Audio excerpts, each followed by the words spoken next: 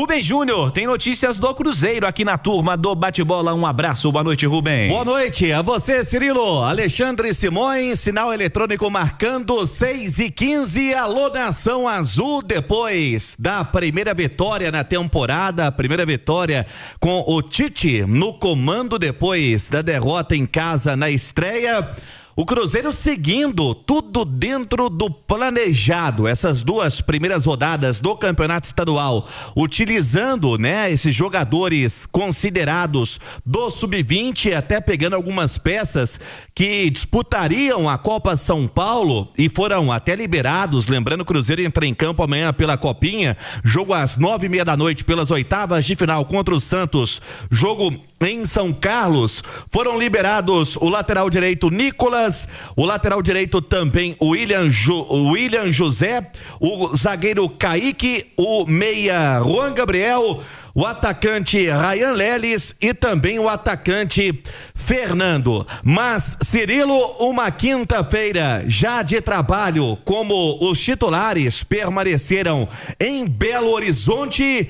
Isso porque o jogo de sábado, que já tem, atenção, a Nação Azul vai bater o ponto mais uma vez. Casa cheia tivemos logo na estreia, mesmo com um time considerado reserva, o torcedor do Cruzeiro foi às arquibancadas, colocou mais de 35 mil para estreia no estadual. Mas agora a capacidade que tem todos os setores liberados para o torcedor, sábado 6h30 contra Uberlândia. Time completo, a estreia dos titulares, o protocolo de planejamento, ainda lembrando, muito pouco tempo teve os atletas de preparação, ainda o técnico Tite deve mesclar uma peça ou outra que ele considera não estar 100% fisicamente, a reapresentação que aconteceu no dia 6, então temos aí menos de 10 dias da reapresentação até o presente momento para o jogo contra o Uberlândia, até porque o Cruzeiro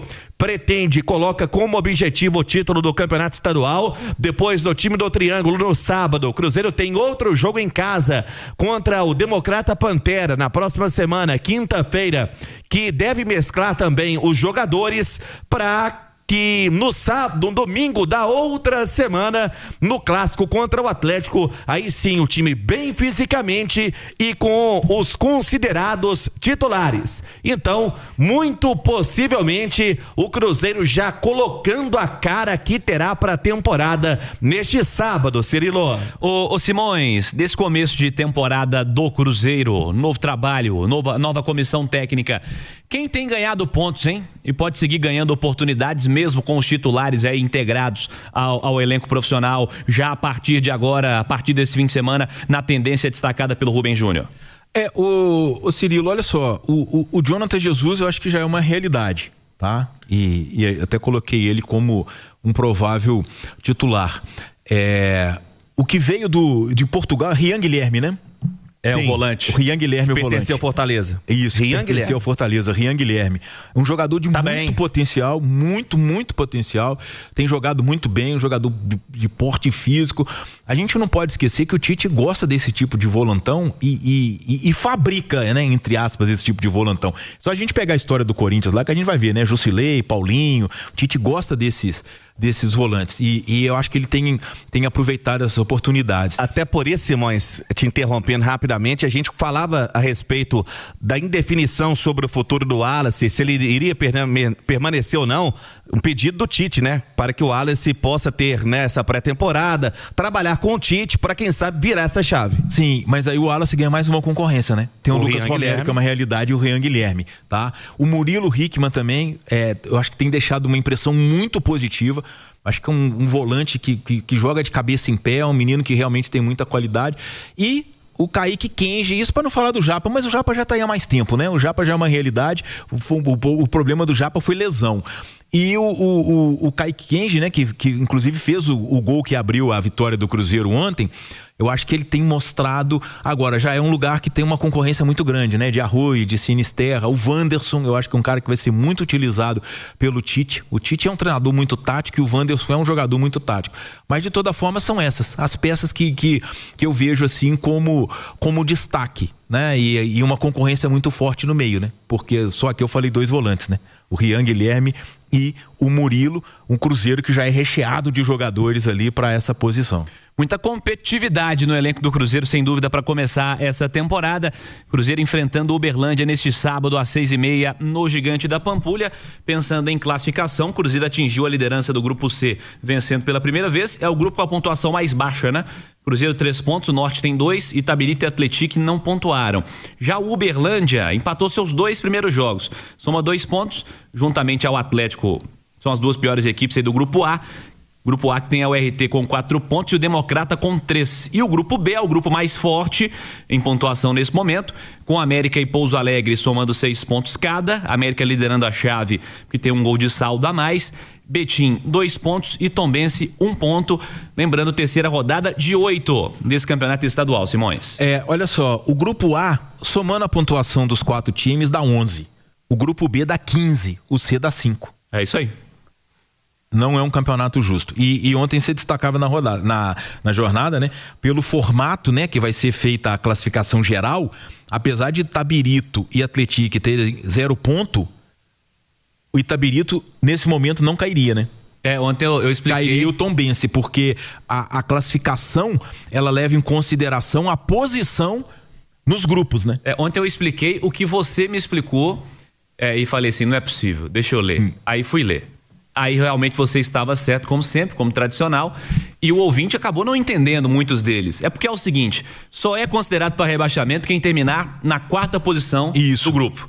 Ou seja, nós podemos ter um time com pontuação inferior à de um rebaixado. Um time que for, sei lá, que for o terceiro colocado de uma chave e tiver uma pontuação superior, igual tá nesse momento, né? A um time que for o último colocado da outra chave, esse time com pontuação superior pode ser rebaixado. Isso, se ele ficar em 4º lugar do grupo dele. Posição. É uma loucura, né? Só cai quem tiver, que só é considerado para rebaixamento para uma das 2 vagas, quem terminar na 4ª posição. Os 3 lanternas de cada chave. Dos 3 lanternas de cada chave, os 2 piores vão ser rebaixados. Nesse momento, Itabirito e Atlético tem 0 ponto. Seriam as 2 piores equipes numa classificação de 1 a 12, normalmente, mas eles estão na mesma chave. Então apenas o Atlético estaria rebaixado. E o rebaixado do momento seria o Tombense, que tem 1 ponto. Com 1 ponto, o Tombense cairia e o Itabirito não seria rebaixado mesmo com 0 pontos. E o que não deixa de ser curioso, né? Porque assim, Tombense e Atlético são, a gente pode dizer, sem dúvida nenhuma, nas últimas temporadas, as forças do interior no futebol mineiro, né? Tombense chegou a ser até finalista do Campeonato Mineiro 2020. Já jogou Série B. Foi campeão do título do interior nos últimos 5 anos. Jogou Série B do Campeonato Brasileiro num passado recente. Agora foi rebaixada pra D de volta, né? Tá na D. Tombense caiu pra D. Foi o pior time da CIA ano passado. O Atlético joga a Série B e nesse momento seriam os 2 rebaixados ao módulo 2 do Campeonato Mineiro. Este é apenas um exercício se o campeonato terminasse hoje. Mas ele não termina hoje, tem muita coisa para acontecer. Mas é algo que é proporcionado pelo regulamento. Nós podemos ter uma equipe que não estará classificada à semifinal com pontuação superior à de uma equipe classificada, o que aconteceu ano passado com o Betim, por exemplo. Isso, foi a terceira melhor campanha e não foi a semifinal. E podemos ter uma equipe com mais pontos rebaixada e uma equipe com menos pontos não rebaixada, porque é o regulamento do estadual. E aí, enfim, é o nosso regulamento, é o nosso campeonato estadual, que tem outras aberrações aí, né, Simões? Você falou no Goleada segunda-feira, muitos times estreando e terminando o campeonato jogando em casa, por exemplo. Muitas questões aí de tabela, de classificação, de regulamento, mas vamos lá, vamos sobreviver ao campeonato estadual, enfim, daqui a pouquinho tem o nosso campeonato brasileiro. Rubem Júnior, para fechar as notícias do Cruzeiro nesse primeiro tempo. Que também foi manchete da turma do bate-bola a respeito da renovação tão aguardada, né, com o Matheus Pereira. A Itatiaia vem acompanhando todos os passos destas tratativas que vêm se arrastando desde o mês de outubro da temporada passada, e hoje O Pedro Lourenço concedeu uma entrevista à Band lá de Uberlândia, do Triângulo Mineiro, aproveitou para visitar algumas lojas e também, né, para ver o jogo ontem, e confirmou apenas o que chamou a atenção também, né, ontem na entrevista coletiva do técnico Tite, quando ele fala que o maior reforço do Cruzeiro para a temporada é a manutenção mesmo do elenco, e o Pedro Lourenço falou sobre a renovação do Matheus Pereira, que está muito próxima, e eu apurei há pouco que esse contrato com o Matheus Pereira vai até o final de 2028, o seu vínculo atual se encerra no meio desta temporada. O salário do Matheus será o mais valorizado do elenco, a altura, segundo o próprio Pedro, segundo a diretoria de tudo que o Matheus representa para o clube, a cruzeirense de coração. E a gente teve aquela cena, né, na desclassificação do Cruzeiro na Copa do Brasil, quando o Matheus chora em campo. Realmente hoje ele vivencia o Cruzeiro a todo momento. Depois de um tempo conturbado, né, que teve para sair, por muito pouco não foi pro Zenit, chegou a fazer exames, desistiu.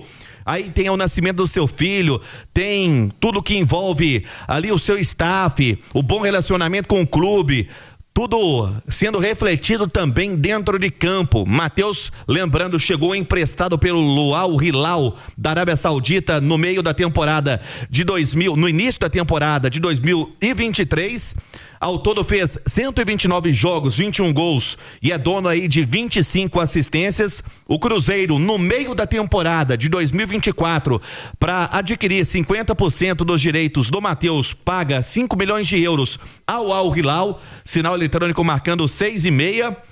E o contrato que vai se encerrar agora no meio deste ano, o Matheus poderia assinar já um pré-contrato com outra equipe. O Cruzeiro caminha já para o anúncio, e um anúncio especial à altura do Matheus Pereira, que vai permanecer no clube e com uma baita valorização. Segue o camisa 10 na Toca da Raposa, JBC. De uma gigantesca temporada, né? Fez um 2025 espetacular o Matheus Pereira, e de fato merece essa valorização.